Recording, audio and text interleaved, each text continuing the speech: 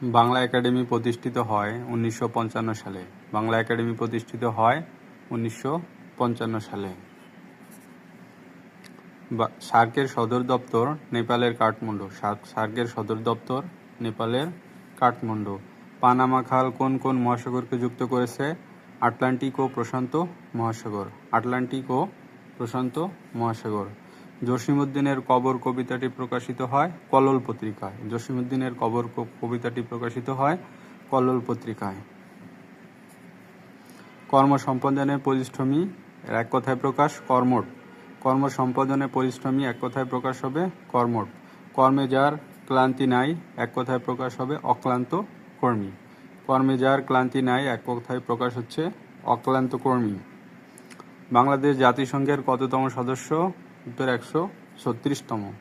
বাংলাদেশ জাতিসংঘের কততম সদস্য? উত্তর 136তম। মনপুরা দ্বীপ কোন জেলায় অবস্থিত? উত্তর ভোলা। মনপুরা দ্বীপ কোন জেলায় অবস্থিত? উত্তর ভোলা। 21-এর গল্পের রচয়িতা জহির রায়হান। 21-এর গল্পের রচয়িতা জহির রায়হান। উড়ন পেকে বাগধারাটির অর্থ অপবাদ। বাংলাদেশে প্রথম জাতীয় নির্বাচন অনুষ্ঠিত হয় 1973 সালে। বাংলাদেশে প্রথম জাতীয় নির্বাচন অনুষ্ঠিত হয় 1973 সালে।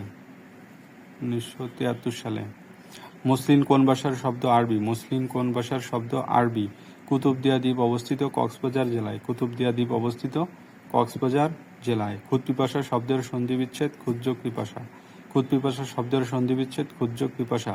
কাজী নজরুল ইসলামকে বাংলাদেশ সরকার 21শে পদক প্রদান করে 1976 সালে।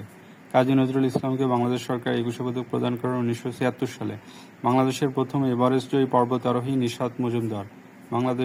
বাংলাদেশের প্রথম এভারেস্ট জয়ী মেয়ে পর্বতারোহী নিশাত মজুমদার। বাংলাদেশের বৃহত্তম হাওর হাকালুকি। বাংলাদেশের বৃহত্তম হাওর হাকালুকি। ইফেমেরাল শব্দের সমার্থক শব্দ শর্ট লিভড। ইফেমেরাল শব্দের সমার্থক শব্দ শর্ট লিভড। ইফেমেরাল অর্থ ক্ষণস্থায়ী, শর্ট লিভ অর্থ ক্ষণস্থায়ী, সুতরাং তার সমার্থক। পরের প্রশ্ন, জ্যোৎস্না শব্দের সমার্থক শব্দ কৌমুদী। জ্যোৎস্না শব্দের সমার্থক শব্দ কৌমুদী। পেনাং সমুদ্র বন্দরটি অবস্থিত মালয়েশিয়া। পেনাং সমুদ্র বন্দরটি অবস্থিত মালয়েশিয়া। নিক অফ টাইম ফ্রেজটির অর্থ অন্তিম মুহূর্ত বা শেষ সময়। নিক অফ টাইম ফ্রেজটির অর্থ অন্তিম মুহূর্ত বা শেষ সময়। কাট কর্নার্স অর্থ do something poorly to save time and money. Do something poorly to save time and money.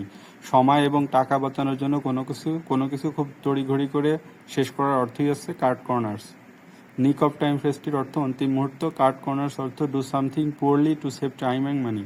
সময় এবং অর্থ বাঁচানোর জন্য কোনো কিছু তড়িঘড়ি করে শেষ করাকে কাট কর্নার্স বলে।